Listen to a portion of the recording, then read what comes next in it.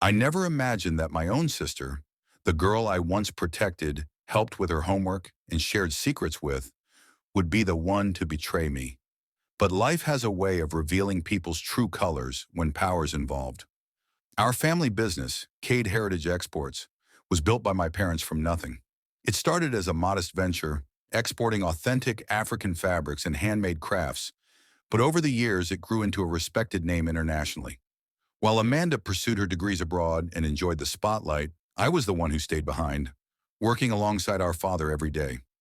I learned the business not from textbooks, but from sweat, long nights, and quiet wisdom passed from father to son. When our father had a stroke, things changed. The board insisted that we needed a new leader immediately. Amanda had the polish, the qualifications, and the charm. I had the experience, but not the prestige. So they handed her the title of CEO like it was always meant to be hers. I told myself I'd support her, that we'd be stronger working together. But Amanda had other plans. On her very first day, she called me into her office. With barely a glance, she told me I was no longer needed. Just like that. No gratitude, no reason. She didn't even flinch. I wanted to believe it was a mistake, that she'd reconsider. But her eyes told me everything. She saw me as a threat, not a brother. She wanted full control. She thought that by removing me, she could erase me from the company's story.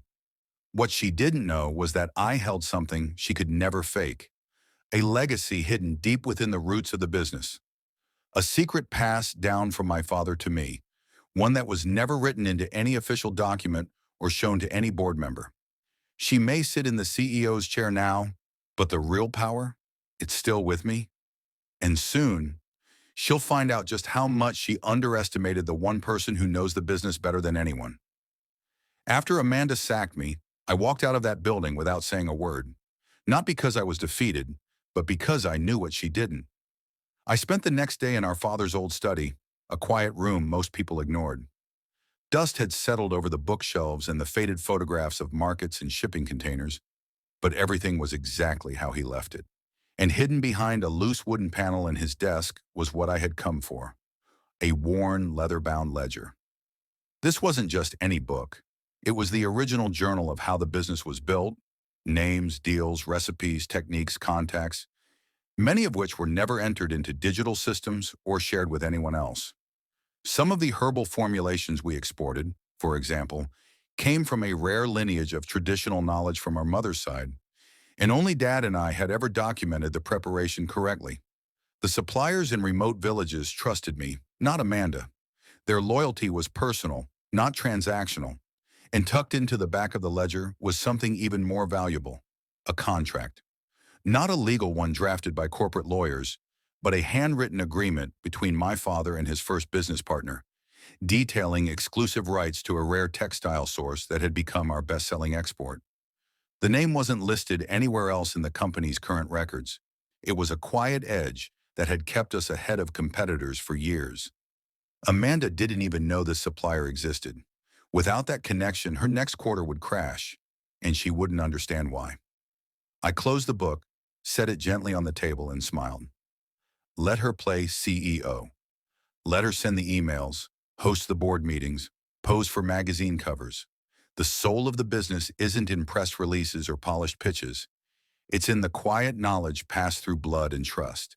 And now, it was time to show Amanda what happens when you try to erase the one person holding the foundation together. It didn't take long for Amanda's reign to start cracking. 2 weeks after she fired me, the first signs showed. Our top-selling herbal oil, one we exported in bulk to the US and Europe, missed its shipment. The formula she used was wrong. Customers complained. Orders were canceled. The product had lost its potency, its scent, its soul. She tried to blame the production team, but they were following her instructions, rushed, uninformed, and completely disconnected from the source. Then came the textile deal. Our most loyal client in France called to say the fabric delivery had been rejected. Wrong quality, wrong origin. She had no idea that the real supplier wasn't the one listed in the official system, but the one hidden in my father's old ledger. I watched it all unfold from a distance. I didn't reach out. I didn't warn her. I let her think she had everything under control. Meanwhile, I had quietly met with two of our most trusted village partners. I explained what happened, told them Amanda was in charge now, and waited. They looked at me with the kind of silence that says everything. Then one of them, Mr. Damien, said, "If your father gave you the flame, why should we follow the shadow?" That's when I knew. The roots of this business were still with me. Amanda might wear the crown, but the throne was already slipping out from under her. And just when she thought things couldn't get worse, the board started asking questions. Profit margins were down. Clients were walking away. One investor even pulled out. She was scrambling, and I hadn't even made my move yet. Amanda was drowning, and everyone could see it. The press had started circling. Headlines hinted at turmoil inside A&B Heritage Exports. Longtime clients were shifting to competitors, and whispers of mismanagement reached the boardroom. Amanda tried to salvage the situation by launching new product lines and striking flashy partnerships, but nothing stuck. Why would it? She was working with half the truth, and I still had the other half. Then the unexpected happened.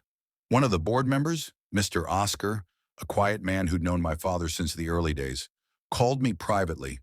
He said, "Derek, the company's bleeding, and we're starting to think we made the wrong choice." I didn't gloat. I didn't even smile. I simply told him Amanda wasn't prepared. She never saw the real machinery that made the business run. But I did, and I still do. Within days, word got back to Amanda that I'd been in contact with the board. She panicked. For the first time since becoming CEO, she reached out. She asked to meet. We sat across from each other in the same office where she'd once fired me without blinking. But this time, her voice was softer, unsure. I need your help, Derek. Things aren't working." I could have let her beg. I could have rubbed it in. But I didn't, because what she didn't know was this. The secret ledger wasn't just filled with business tricks. It also contained one more entry, a final note from our father, handwritten weeks before his stroke. It said, "Only unity will keep this business alive. If it's ever torn apart, may the one who carries the heart rebuild it, not with revenge, but with wisdom." That note changed everything. Now I had a choice to make. Take my revenge, or take my father's legacy back the right way. I looked at Amanda sitting across from me, no longer the confident, cold CEO who had fired me. She looked tired, lost, maybe even a little ashamed. She said, "I didn't know how much I didn't know, Derek. I thought I had to prove myself, that I had to take control before anyone doubted me." I listened. Then I pulled out the leather-bound ledger and placed it on the desk between us. Her eyes widened. She reached for it slowly, like she was touching a ghost. "This is everything," I said. "Dad's knowledge, his connections, the foundation. You never asked for it. You never even knew it existed." She flipped through it, silently. When she reached the last page and read our father's note, tears welled in her eyes. Real ones. I leaned back. "You didn't just fire me from a company, Amanda. You tried to erase a legacy you didn't understand. But I'm not here for revenge." She looked up, confused. "Then why are you here?" "Because I believe in what we built. I believe in what Dad started. And I'm willing to come back, but not as your employee, as your equal." Silence filled the room. Then she nodded, slowly. "Partners." That same day, Amanda called an emergency board meeting. She didn't hide her mistakes. She owned them. And she announced a new leadership model, one that included me as co-CEO. The board, surprised but relieved, approved it unanimously. Together, Amanda and I went back to the roots. We restored the original formulas, reconnected with the village partners, and restructured operations using both her modern strategies and my deep field knowledge. Within months, Cade Heritage Exports was not only back on its feet, it was stronger than ever. Amanda and I still argue, still challenge each other, but now there's respect, balance, trust, and every now and then, when no one's watching, she'll thank me for not choosing revenge. Because in the end, I didn't just save the business, I saved our family's legacy.